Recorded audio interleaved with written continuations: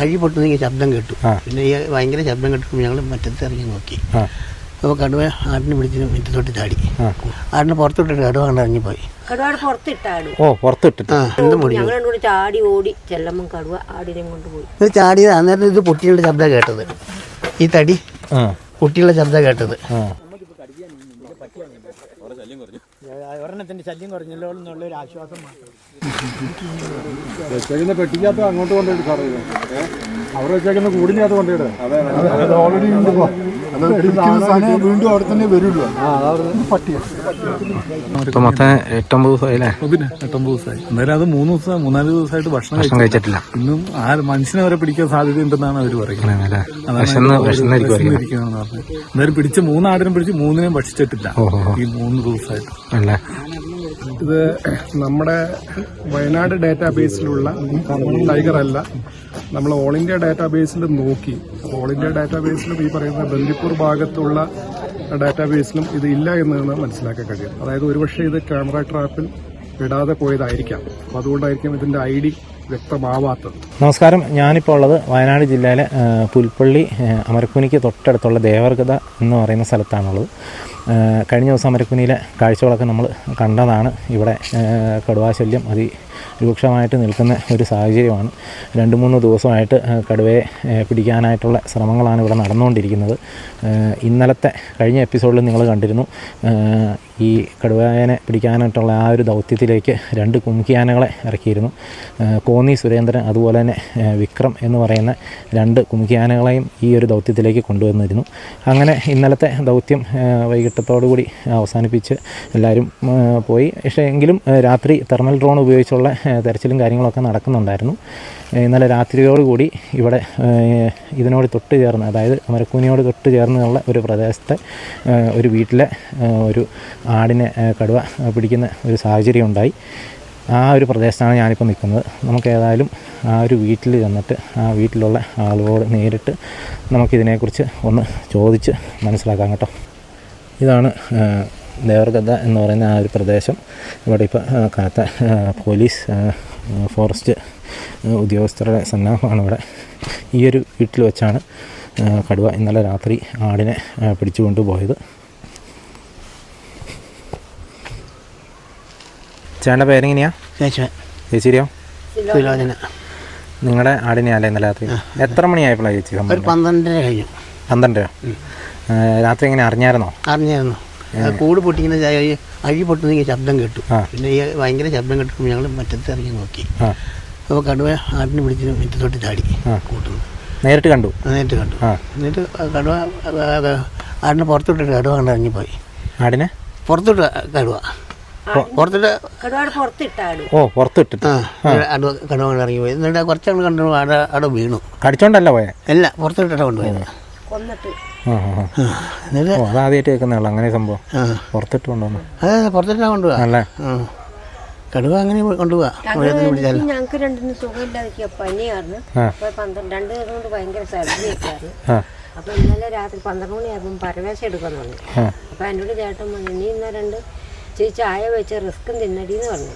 അങ്ങനെ വന്ന് ഞങ്ങൾ മുറ്റത്ത് 12 മണിയായപ്പോൾ മുറ്റത്ത് ഇറങ്ങിയിട്ട് അകത്ത് കയറി വന്ന് ചായയും വെച്ച് കുടിച്ചിട്ട് അവിടെ നിന്നില്ല. അകത്ത് ലൈറ്റ് എടുത്ത് ഒറ്റ കിട്ടും. ഞാൻ പറഞ്ഞു കടുവ വന്നേന്ന് പറഞ്ഞു.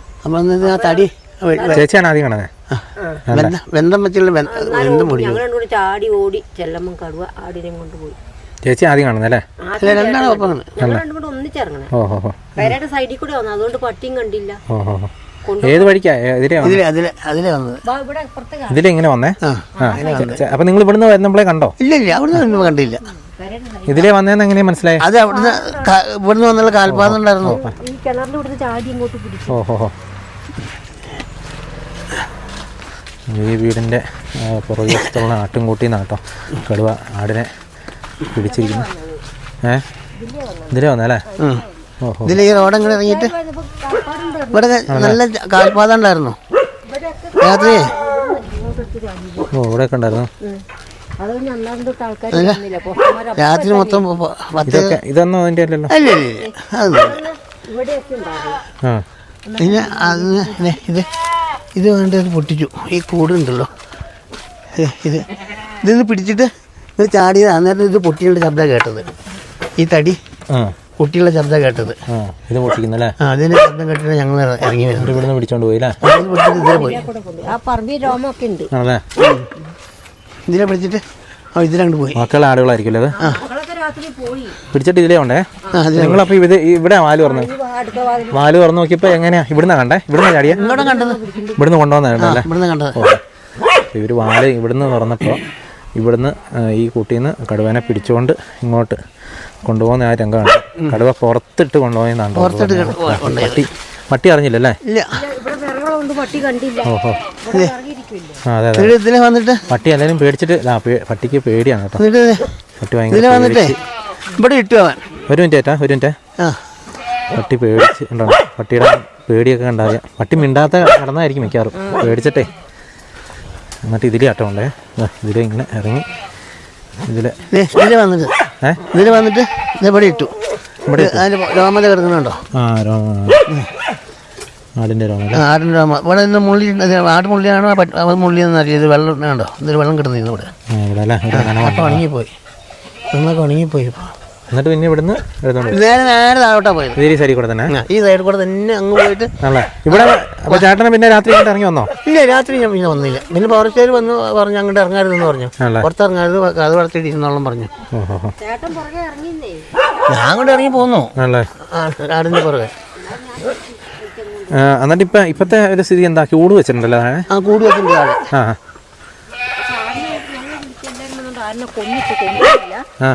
അത് കഴിഞ്ഞ് പോസ്റ്റർമാരൊക്കെ ചെന്ന് നോക്കിയപ്പോ ആടിനെ അവിടെ ഇട്ടിരിക്കുക. പോയി കഴിഞ്ഞപ്പം പിന്നെ ആടിനെ വലിച്ച് വയലിലേക്ക് കൊണ്ടുപോയിക്കണം. വന്ന് കൂടി വെച്ച് ഈ ആടിനെ എടുത്ത് കൂട്ടി തിന്നാൻ പറ്റിയില്ല ആടിനെ. അന്നേരം വീണ്ടും വന്നാൽ ഇടുക അതിനെ കൊണ്ടുപോയി വെച്ച് താഴെ ഇട്ട് വൈദ്യ കൊണ്ടുപോയിട്ട് കൂട് വെച്ചു. കൂട് വെച്ച് കയറി. കൂട് വെക്കുന്നതിന് മുന്നേ ആടിനെ കൊണ്ടുപോയി. ആടിനെ താഴെ കൊണ്ടിട്ട് കാണുന്നേ. താഴെ കൊണ്ടുപോയി ആടിനെ കണ്ട്. അപ്പോൾ അവരവിടെ പോയി നോക്കി. അവൾ പോയി കണ്ടു. ആടിനെ കണ്ടുകൂടുമ്പോൾ അവരോട് കയറി പോന്നു. കഴിഞ്ഞിട്ട് പിന്നെ കുറച്ച് കഴിഞ്ഞ് അവിടെ നോക്കിയപ്പോൾ ആടിനെ വലിച്ച് ആ വയലിലേക്ക് ഇറക്കി. അവിടെ കങ്ങുന്നോട്ടം ഉണ്ട്, അതിലേക്ക് വലിച്ചിട്ടു. അവിടെ അതിലേക്ക് വലിച്ചിട്ടിട്ട് പിന്നെ നോക്കുമ്പോൾ കൂട് എടുക്കാൻ പോയി. അവർ കൂട് എടുക്കാൻ പോയി. കൂട് അവിടെ വെച്ച് കൂട് കണി കൂട്ടി വെച്ചിട്ട് എന്താ ചെയ്തത്? കടുവ അതിലേക്ക് കൂടുതൽ കയറിയ കൈ തട്ടി കാല തട്ടിയെന്ന് അറിയാം. കണി വീണു പോയി. തന്നെ വന്ന് കണി കൂട് അടഞ്ഞു പോയി. അതുകൊണ്ട് അല്ലെങ്കിൽ കൂട്ടി കയറിയാണല്ലേ? കൂട്ടി കയറിയത്. ആടിനെ അവരെടുത്ത് കൂട്ടിയിട്ടിട്ടുണ്ട്, തിന്നാൻ പറ്റിയില്ല. ആടിനെ തന്നെ എടുത്ത് കൂട്ടിയിട്ടല്ലേ? ഈ പ്രദേശമുണ്ട് സാധനം. ഇത് വെച്ചിട്ട് നോക്കിയിടുമ്പോ ലോൺ വെച്ചിട്ട് നോക്കിയുമ്പോ അവിടെ ഉണ്ട്. ആ ഭാഗത്തുണ്ട്. അവിടെ കുറെ പേര് വന്നിട്ടുണ്ടല്ലോ. താഴെയല്ല കൂടി വെച്ചിട്ട്. ആ റോഡെ പോയ താഴേക്ക് വീടുകളുണ്ടോ? ഉണ്ട്. അതുണ്ട്. 1 2 3 4 5 6 ഏതെങ്കിലും വീടുകളുടെ അടുത്താണ് ഈ പറയുന്ന സ്ഥലം? ആണല്ലേ? ആണല്ലേ? റോഡ് സൈഡ് തന്നെ ആണല്ലേ? വലിയ സ്ഥിതിയാണല്ലേ ഇവിടെ? ഇത്ര ദിവസമായില്ലേ? ഇപ്പം 7ാമത്തെ ദിവസം അല്ലേ? 8ാമത്തെ അല്ലേ? ആർക്കും പണിയെടുക്കാനും പോകാനും ഒന്നും. എവിടേക്ക് എന്തെങ്കിലും ഈ കാപ്പി പറിക്കാനൊക്കെ ഇത് കാപ്പി തോട്ടത്തോടൊക്കെ എങ്ങനെ നടക്കും? അതെ, നമുക്ക് ഈ ദൃശ്യങ്ങളിൽ കാണുന്നുണ്ടോ? കാപ്പിയൊക്കെ ഇങ്ങനെ പഴുത്ത് കിടക്കുമല്ലേ? പണിക്കാർക്ക് പണിയും വേണ്ട. അതേ കൂടെ തന്നെ ഈ പുല്ല് വെട്ടാനോ എന്ത് പുല്ല് വെട്ടാനോ പോയാൽ പണിക്കാരും വരികയെന്നില്ലേ? നമുക്കങ്ങനെ നിങ്ങൾക്ക് തീറ്റ കൊടുക്കണം ചെയ്യാൻ. ഞാൻ ഈ വടി കുത്തി പിടിച്ച് വിട്ട് ഇച്ചിരി പുല്ലൊക്കെ പറിച്ചുകൊണ്ട് വരുന്നത്. ആടായിരുന്നല്ലോ നിങ്ങളുടെ ഉപജീവനം? അതുങ്ങളെ 2 കുഞ്ഞുങ്ങളുണ്ടാവും, 1 2 ഉണ്ടാവും. അതിനെ വിൽക്കും. ആ പൈസ കൊണ്ട് ചിലവുകൊണ്ട് കഴിയും, മരുന്ന് മേടിക്കും. അങ്ങനെയായിരുന്നല്ലേ? നീണ്ട് പോകും. ആണല്ലേ? ബുദ്ധിമുട്ടല്ലേ? അതിന് സാറേ ഇത് കാലിൻ്റെ മുട്ടിനുള്ള നീല പോകണ്ടില്ലേ? ഉണ്ടോ? 2 കാലിന് ഇപ്പോൾ പോകാനൊന്നും പറ്റില്ല. അതുകൊണ്ട് ഈ വടി കുത്തി പിടിച്ച് ഇപ്പോൾ ഈ വെയിൽ ചൂടാകുമ്പോൾ ഇച്ചിരി ആശ്വാസം കിട്ടിയത്. ഏതായാലും നിങ്ങൾ വീട്ടിൽ തന്നെ ഇരുന്നോ. ഇനിയിപ്പോൾ പുറത്തിറങ്ങി നടക്കണ്ടേ? ഇനിയിപ്പോൾ ഈ സാധനം ഇനിയും ഇനിയിപ്പോൾ പറയാൻ പറ്റില്ല. ഇനിയും വരുമെന്നേ നമുക്ക് പറയാൻ പറ്റില്ല. ഞാൻ ഏതായാലും താഴേക്കൊന്ന് ചെന്ന് നോക്കട്ടെ. ഏതായാലും നമ്മളിപ്പോൾ ചേട്ടൻ പറഞ്ഞ പോലെ തന്നെ കടുവനെ പിടിക്കാനായിട്ട് കൂട് വെച്ചിട്ടുണ്ടായിരുന്നു. അതായത് ആ കടുവ പിടിച്ചുകൊണ്ട് പോയ ആടിൻ്റെ ജഡം തന്നെ എടുത്താണ് കൂട്ടിൽ വെച്ചത്. കടുവയ്ക്ക് ആ ഒരു ആടിനെ ഭക്ഷിക്കാനായിട്ട് സാധിച്ചില്ല. കാരണം 3 ദിവസമായിട്ട് കടുവ ഒന്നിനെയും ഭക്ഷിച്ചിട്ടില്ല എന്നാണ് നമുക്കിപ്പോൾ അറിയാനായിട്ട് പറ്റിയത്. പക്ഷേ ആ കൂട്ടിൽ കടുവ കാലെടുത്ത് വെച്ചതും കൂട് അടഞ്ഞു പോകുന്നൊരു സാഹചര്യം ഉണ്ടായി. അങ്ങനെ ജസ്റ്റ് മിസ്സാവുകയായിരുന്നു. അല്ലെങ്കിൽ ഒരു പക്ഷേ ഇന്നത്തോടെ ഈ ഒരു ദൗത്യം അവസാനിപ്പിക്കാമായിരുന്നു. പക്ഷെ കൂടടഞ്ഞു പോയതുകൊണ്ട് അത് അത് വീണ്ടും നീണ്ടുപോകുന്നൊരു സാഹചര്യത്തിലേക്കാണുള്ളത്. ഏതായാലും നമ്മളിപ്പോൾ ഈ ഒരു പ്രദേശത്താണുള്ളത്. പക്ഷേ ഏതായാലും ഇന്ന് തന്നെ മിക്കവാറും കടുവനെ പിടിക്കാനുള്ള സകല സാധ്യതകളും ഉണ്ട് കേട്ടോ. കാരണം ഇത്തരമൊരു സാഹചര്യം ആയതുകൊണ്ട് തന്നെ ഇന്ന് തന്നെ കടുവേനെ പിടിക്കാനുള്ള സകല സാധ്യതകളും നമുക്ക് തെളിയുന്നുണ്ട്. ഇപ്പോൾ നമ്മൾ ആ കൂട് വെച്ചതിൻ്റെ അടുത്തുള്ള ഒരു പ്രദേശത്താണ് നിൽക്കുന്നത്. നമ്മുടെ ചാനൽ മീഡിയാസും അതുപോലെ തന്നെ സകല ആളുകളും ഉണ്ട്. അതുപോലെ നമ്മളിപ്പോൾ വന്നപ്പോൾ ഈ കാണുന്നത് പുൽപ്പള്ളി ഓഫ് റൈഡേഴ്സിൻ്റെ വണ്ടിയാണ്. ഇത് ഓഫ് റോഡ് വെഹിക്കിളാണ്. ഇതിൻ്റെ ടയറിൻ്റെ വലിപ്പമൊക്കെ നമുക്ക് കണ്ടാൽ അറിയാം.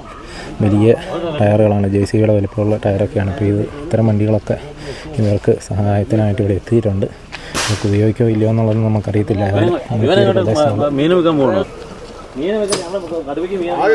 വീട്ടിലേക്കുള്ള ഒരു കിലോ മീനേ ഉള്ളൂ.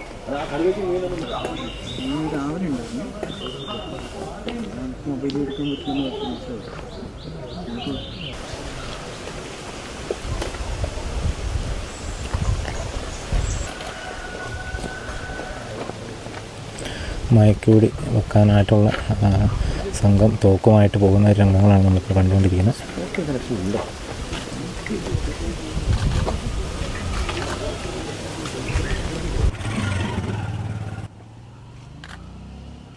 ചേട്ടൻ്റെ പേരെങ്ങനെയാണ്? എൻ്റെ പേര് റജി. ഈ നാട്ടുകാരനല്ലേ? ഇപ്പം എങ്ങനെയാണ് അവിടെ കൂടും കാര്യങ്ങളൊക്കെ വെച്ചിട്ടുണ്ടല്ലേ? ഇന്നലെ രാത്രി എത്ര മണിയായപ്പോഴാണ് ശരിക്കും? ഇന്നലെ 12:30 ഉണ്ടായപ്പോഴാണ്. 12:30 അല്ലേ? അതിനെടുത്തോണ്ട് പോയി അവിടുന്ന്. അത് കഴിഞ്ഞ് അവിടെ വീണുപോയി. അത് കഴിഞ്ഞ് വെളുപ്പിനായപ്പോൾ അത് തിരിച്ചു വന്നു അതിനെടുക്കാനായിട്ട്. എന്നിട്ട് അവർ ആ സാധനത്തിനെ കൂട്ടി കയറ്റി കെട്ടിയായിരുന്നു ആടിനെ. പക്ഷെ കൂട്ടിന് വന്നത് തട്ടിയിട്ട് പോയി. വെളുപ്പിനാണ് തിരിച്ചു വന്നായിരുന്നു. ഇന്നലെ എല്ലാവരും അവിടെയാണെന്ന് പറഞ്ഞു. അവിടെ ഇന്നലെ അവരതിന്റെ മണം സ്മെല്ലടിച്ചെന്നാണ്. ഇവിടെയുള്ളവരൊക്കെ പറയുന്നത് അത് വരുമ്പോഴത്തേനും ഒരു ചീഞ്ഞ മണമായിരുന്നു. അതുകൊണ്ടാണ് ഈ സാധനം ഉറപ്പിച്ചത്. ഇതിപ്പോ സാധനം ഇപ്പൊ അവിടെ ഉണ്ടെന്നൊക്കെയാണ് പറയുന്നത്. മൃഗങ്ങളെല്ലാം മൊത്തം 8-9 ദിവസമായില്ലേ? പിന്നെ 8-9 ദിവസമായി. എന്തായാലും അത് 3-4 ദിവസമായിട്ട് ഭക്ഷണം കഴിച്ചിട്ടില്ല. ഇന്നും മനുഷ്യനെ വരെ പിടിക്കാൻ സാധ്യതയുണ്ടെന്നാണ് അവർ പറയുന്നത്. എന്തായാലും പിടിച്ച 3 ആടിനും പിടിച്ച് 3-നെയും ഭക്ഷിച്ചിട്ടില്ല ഈ 3 ദിവസമായിട്ട്. അമരക്കുനി 2-ത്തിനും കൂടി ഇവിടുന്ന് പറഞ്ഞതിന് പിടിച്ചു. ഇതിനെ ഒന്നിനും തിന്നിട്ടില്ല. നിലവില് വേറെ ഒന്നിനും മാനിനെ പന്നിനെയൊന്നും പിടിച്ചതായിട്ട് ഇവിടെ കാണുന്നില്ല. പക്ഷെ ഈ ഏരിയയിൽ ഈ പന്നി മാനൊന്നും ഇല്ലാത്തൊരു ഏരിയ നമ്മുടെ ഈ ഏരിയയിൽ ഉള്ളത് അമരക്കുനി ഭാഗത്തുള്ളൂ. മറ്റുള്ള സാധനങ്ങളെല്ലാം ഇവിടെ അങ്ങനെ ഒരു ശല്യം ഇല്ലാത്തൊരു സംഭവമാണ്. ആദ്യമായിട്ടാണ് ഇവിടെ ഒത്തിരി വീടുകളില്ലേ? പിന്നെ മൊത്തം വീടല്ലേ. ഇതിന്റെ ഉള്ളിൽ മാത്രം വെച്ചാൽ കൊല്ലിച്ചാല് പോലെ ഉണ്ടെന്ന് മാത്രമേ ഉള്ളൂ. ഇപ്പൊ ഏറ്റവും കൂടുതൽ വീടുള്ളവിടെ നല്ല ആടിനും പിടിച്ചത് തന്നെ. എന്തൊക്കെ ആയിത്തീരുന്ന ഒരു പിടിയില്ല. എനിക്ക് റബ്ബർ വെട്ടാൻ വേണ്ടി ആദ്യം റബ്ബർ വെട്ടാൻ വേണ്ടി കുറച്ച് ഓടിച്ചുട്ടാ. എത്ര ദിവസം റബ്ബർ വെട്ടിട്ട്? റബ്ബർ വെച്ചിട്ട് 3-4 ദിവസം. ഞാൻ ഇന്ന് വെട്ടാൻ പോയത് 6 മണിക്ക് ശേഷം. എന്നിട്ട് അവരവിടെ വന്നു. എന്റെ വണ്ടി കണ്ടിട്ട് വീട്ടിൽ നിർത്തി പോന്നാ. നമ്മുടെ കാര്യങ്ങളൊന്നും നടക്കാത്തൊരു സ്ഥിതിയിലാണ് പോയിക്കൊണ്ടിരിക്കുന്നത്. ഇവിടേക്ക് എങ്ങാനും വന്നാൽ കുടുങ്ങില്ല. ഇവിടെ ഈ താഴെ വീട്ടിലെ എല്ലാ സാധനമുള്ള പശുക്കള്, ആട്, കോഴി, ഫാമുള്ള അവരടുത്തൊക്കെ വന്നു കഴിഞ്ഞാൽ അവര് സിംഗപ്പൂര് ഉള്ളവരാ. അവരിവിടെ നടത്തണേ. ഇവിടെ നിന്ന് പണിക്കാർക്ക് പണിയും കാര്യങ്ങളുള്ളൂ. ഇന്ന് അവരെല്ലാരും പണി ലീവാക്കി ഇവിടെ വന്ന് വീടുകളിൽ ഇരിക്കും. അങ്ങനെയൊക്കെയാണ് ഇപ്പൊ കാര്യങ്ങൾ പോയിക്കൊണ്ടിരിക്കുന്നത്. ഇന്നിപ്പം പിടിക്കണമായിരുന്നു നടപടിയാണ് കാര്യമൊന്നും അല്ലാന്ന് അവര് വർത്താനം കേട്ട് നമ്മുടെ കൂട്ടുകാരൊക്കെ ഉണ്ട് ഈ പോസ്റ്റ് ഓഫീസിൽ ജോലിയുള്ള. പക്ഷെ ഇന്നലെ അവർക്ക് മണ അടിച്ചിട്ട് അവരവിടെ നിന്ന് വെടിവെച്ചില്ല. അടുത്ത് കിട്ടിയായിരുന്നല്ലേ? അടുത്ത് മണ അടിച്ചായിരുന്നു എന്നാണ് അവര് പറഞ്ഞത്. അത് നമ്മുടെ കൂടെ പണി പരിചയക്കാരൊക്കെ ഉള്ളതുകൊണ്ട് അവരിങ്ങനെ പറഞ്ഞായിരുന്നു കാര്യങ്ങൾ.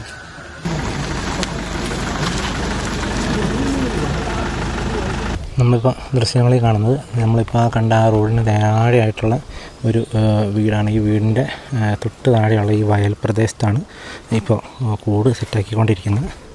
നമുക്കിപ്പോൾ ഈ ദൃശ്യങ്ങളിൽ കാണാൻ പറ്റുമെന്ന് എനിക്കറിയത്തില്ല. ഇച്ചിരി ദൂരെയായിട്ടാണ്. അപ്പോൾ ഇതാ അവിടെ ആ ഒരു ഭാഗത്തായിട്ടാണ് കൂട് ഇപ്പോൾ വെച്ചിരിക്കുന്നത്. ആദ്യം ഈ ഒരു ഭാഗത്തായിട്ടായിരുന്നു വെച്ചിരുന്നത്. ഇപ്പോൾ അവിടെ നിന്ന് അങ്ങോട്ട് മാറ്റി കടുവ ഈ പ്രദേശത്ത് തന്നെ ഉണ്ട് കേട്ടോ, ഇവിടെ തന്നെ ഉണ്ടെന്നാണ് ഈ കടുവയുടെ മേത്ത് ഇപ്പം നമ്മൾ ഇവിടെ നിന്ന് നാട്ടുകാരൊക്കെ സംസാരിച്ചത്. ഞാനും കഴിഞ്ഞ ദിവസം വീഡിയോ എടുക്കാൻ പോയപ്പോൾ എനിക്കും അതേ അനുഭവം തന്നെ ഉണ്ടായി. ഇതിൻ്റെ മേത്തുനിന്ന് ഒരു വളരെ വൃത്തികെട്ട ഒരു സ്മെല്ല് നല്ല രീതിയിൽ ഇതിൻ്റെ സാന്നിധ്യമുള്ള സ്ഥലത്തൊക്കെ വരുന്നുണ്ട്. അപ്പോൾ അത് ഈ ഒരു പ്രദേശത്ത് ഉണ്ടെന്നാണ് ഇവർ പറഞ്ഞത്. അപ്പോൾ ഇവിടെ തന്നെ ഉണ്ടെന്നുള്ള രീതിയിലാണിപ്പോൾ നമുക്ക് ഇവരുടെ ഒക്കെ സംസാരത്തിൽ നിന്ന് നമുക്ക് മനസ്സിലായത്. ഏതായാലും കൂട് വെച്ചിരിക്കുന്നതാ ആ ഒരു കുന്നിൻ്റെ മുകളിലായിട്ടാണ്, അവിടെയായിട്ടാണ്. പക്ഷെ നമുക്ക് ഇത്രയും സൂം ചെയ്താലും കാണാനായിട്ട് പറ്റുന്നില്ല. പക്ഷേ കൂട് അവിടെ തന്നെ ഉണ്ട്. ഇതൊരു വയൽ പ്രദേശമാണ്.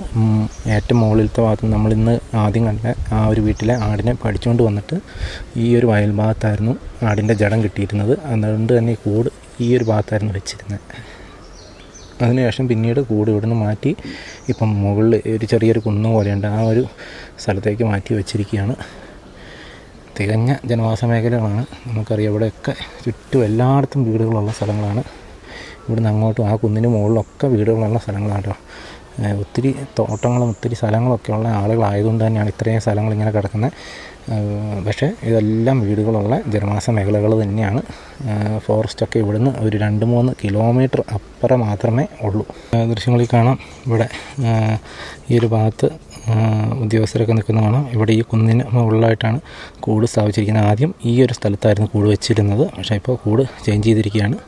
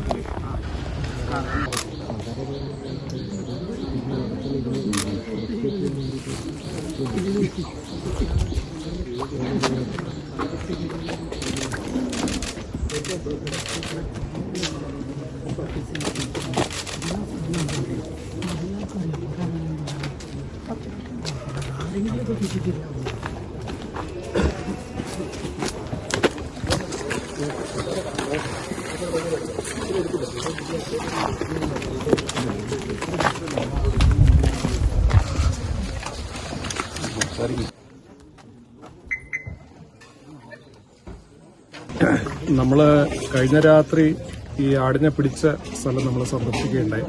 ഡോക്ടറും സംഘവും ഉണ്ടായിരുന്നു. അപ്പം അതിൽ നിന്ന് നമുക്ക് മനസ്സിലാവുന്നത് ഈ ഒരു പ്രത്യേക ആനിമലിന്റെ സഞ്ചാരം എന്ന് പറയുന്നത് രാത്രി കാലങ്ങളിലാണ്. അതായത് നമ്മൾ കഴിഞ്ഞ 7-ാം തീയതി നോക്കിയാലും 9-ാം തീയതിത്തെ ഇൻസിഡന്റ് നോക്കിയാലും തലേദിവസത്തെ രാത്രിത്തെ ഇൻസിഡന്റ് നോക്കിയാലും അർദ്ധരാത്രിക്ക് ശേഷമാണ് ഇതിന്റെ ഒരു സഞ്ചാരം മനസ്സിലാവുന്നത്. പകൽ സമയത്ത് ഇതിനെ കണ്ടു കിട്ടുന്നില്ല എന്നുള്ളത് ഒരു വെല്ലുവിളി സൃഷ്ടിക്കുന്നുണ്ട്.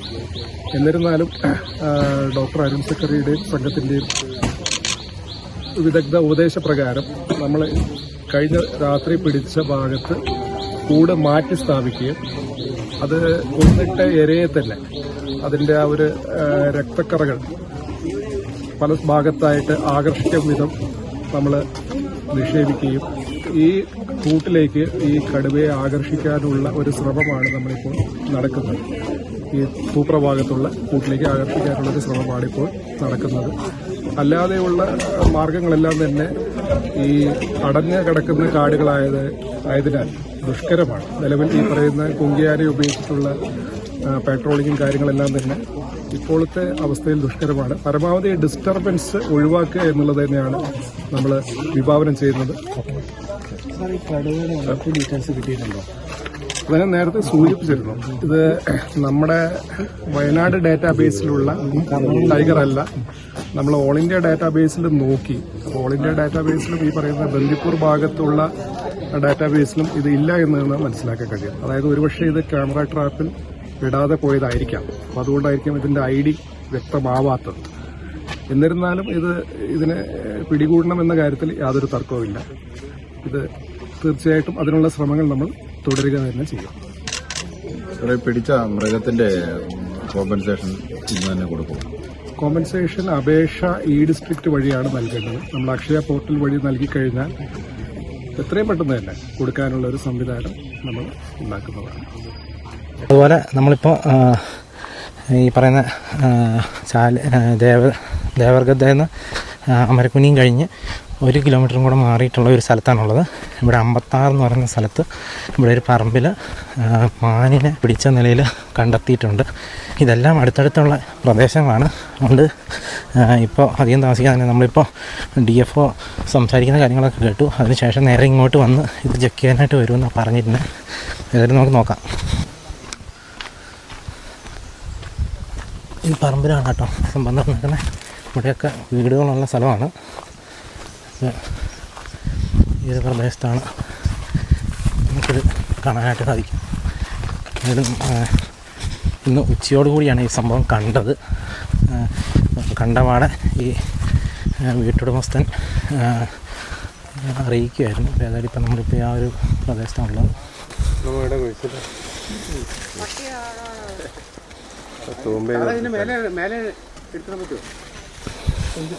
ഡോക്ടർ വരുന്നുണ്ട്. ഡോക്ടർ നോക്കണം. ഇവിടെ കുഴിച്ചിട്ട് മേലെ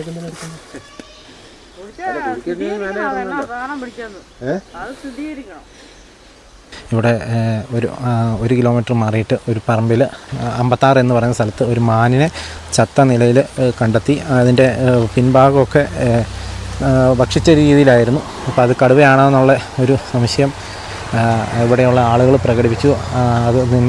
അതുകൊണ്ട് ഡോക്ടർ അരുൺ സക്രിയയും മറ്റ് ഉദ്യോഗസ്ഥരും എല്ലാവരും ആ ഒരു സ്ഥലത്തേക്ക് വന്നു. ആ ഒരു ദൃശ്യങ്ങളാണ് നമ്മളിപ്പോൾ കണ്ടുകൊണ്ടിരിക്കുന്നത്.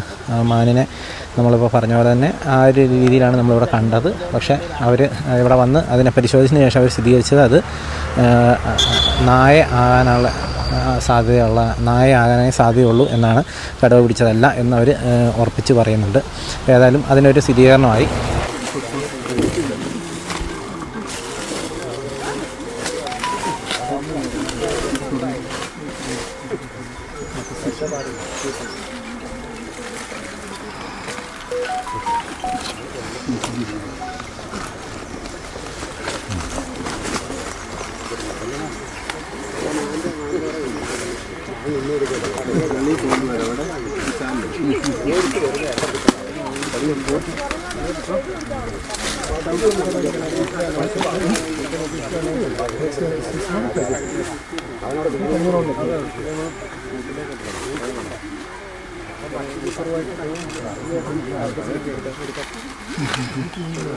വെച്ചേക്കുന്ന പെട്ടിക്കകത്ത് അങ്ങോട്ട് കൊണ്ടുപോയിട്ട് സാറേ അവിടെ വെച്ചേക്കുന്ന കൂടിനകത്ത് കൊണ്ടുപോയിട്ട് ഓൾറെഡി വീണ്ടും അവിടെ തന്നെ വരുമല്ലോ.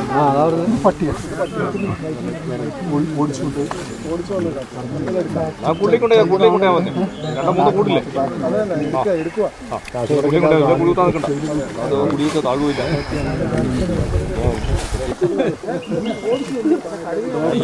ഡോക്ടർ പറഞ്ഞല്ലോ. അല്ല സാറേ, അത് എന്താണെന്ന് വെച്ച് കഴിഞ്ഞാൽ നമുക്ക് സംശയങ്ങൾ തീരില്ല.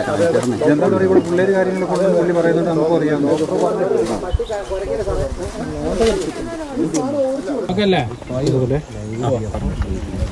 എന്താണ് ഇപ്പോൾ ഇന്ന് വൈകുന്നേരം വരെയുള്ള നമ്മുടെ ലേറ്റസ്റ്റ് അപ്ഡേറ്റ് എന്ന് പറയുകയാണെങ്കിൽ നമ്മൾ ഇന്ന് പുലർച്ചെ ഒരു ഇൻസിഡൻറ്റ് ഉണ്ടായിട്ടുണ്ട്. പുൽപ്ര ഭാഗത്താണ് ഈ ഒരു ഇൻസിഡൻറ്റ് ഉണ്ടായിട്ടുള്ളത്. ഒരു ആടിനെ തന്നെയാണ് പിടിച്ചിട്ടുള്ളത്. നമുക്ക് മനസ്സിലാവുന്നത് ഇതിൻ്റെ ഒരു ആക്ടിവിറ്റി നൈറ്റ് ടൈമിലാണ്.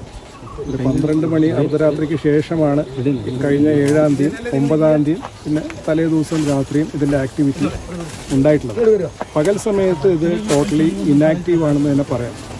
നമ്മുടെ തെർമൽ ഡ്രോൺ ഉപയോഗിച്ചുള്ള പരിശോധനയിലും ഇന്ന് പുലർച്ചെ, അതായത് വെളുപ്പാവുന്നതിന് മുമ്പ് ഇതിൻ്റെ ദൃശ്യങ്ങൾ ലഭിച്ചിരുന്നു. അപ്പം അത്തരം കാര്യങ്ങളിൽ നമുക്ക് മനസ്സിലാവുന്നത് ഈ ടൈഗർ ഈ 2 കിലോമീറ്റർ ചുറ്റുപ്രദേശത്ത് ഉണ്ട് എന്നുള്ളത് നമുക്ക് ഏറെക്കുറെ തീർച്ചപ്പെടുത്താൻ കഴിയും. ഇത് കൂടുതൽ മേഖലകളിലേക്ക് മാറിപ്പോയിട്ടില്ല. എന്നിരുന്നാലും ഇതിൻ്റെ ഒരു ആക്ടിവിറ്റി എന്ന് പറയുന്നത് കൂടുതലും നൈറ്റ് ടൈമിലാണ്, പ്രത്യേകിച്ച് അർദ്ധരാത്രിക്ക് ശേഷം. ആ സമയത്താണ് ഈ പറയുന്ന 3 ദിവസങ്ങളിൽ 7-ാം തീയതി ആണെങ്കിലും 9-ാം തീയതി ആണെങ്കിലും ഈ കഴിഞ്ഞ രാത്രിയാണെങ്കിലും ആടിനെ പിടിച്ചിട്ടുള്ളത്. അത് ആടിനെ മാത്രമേ പിടിക്കുന്നു എന്ന് രസകരമായിട്ടുള്ള വസ്തുത. ഏറ്റവും ആരോഗ്യകരമായ എന്തെങ്കിലും അല്ല, ആരോഗ്യത്തിൻ്റെ ഒരു പ്രശ്നത്തിലേക്ക് അത് വിരൽ ചൂണ്ടുന്നുണ്ട്. നമ്മൾ നേരത്തെ നമ്മളത് പറഞ്ഞതാണ്. ഈ പറയുന്ന ആരോഗ്യം മോശമായതിനാലാണ് ആട് പോലെയുള്ള എളുപ്പത്തിൽ കിട്ടാൻ പറ്റുന്ന ജീവികളെ ഇത് പിടിക്കുന്നത്. തൊഴുത്തിൽ കയറി ഇതുവരെ പശുവിനെ പിടിച്ചിട്ടില്ല, നായയും പിടിച്ചിട്ടില്ല. ഇതിൽ നിന്ന് മനസ്സിലാവുന്നത് ഇത് ഏറ്റവും സോഫ്റ്റ് ആയിട്ടുള്ള എളുപ്പത്തിൽ കിട്ടിയിട്ട് ആടിനെ അല്ലെങ്കിൽ പെട്ടെന്ന് വലിച്ചു കൊണ്ടുപോകാൻ പറ്റുന്ന ആടിനെയാണ് ഇത് പ്രിഫർ ചെയ്യുന്നത് എന്നാണ് മനസ്സിലാവുന്നത്.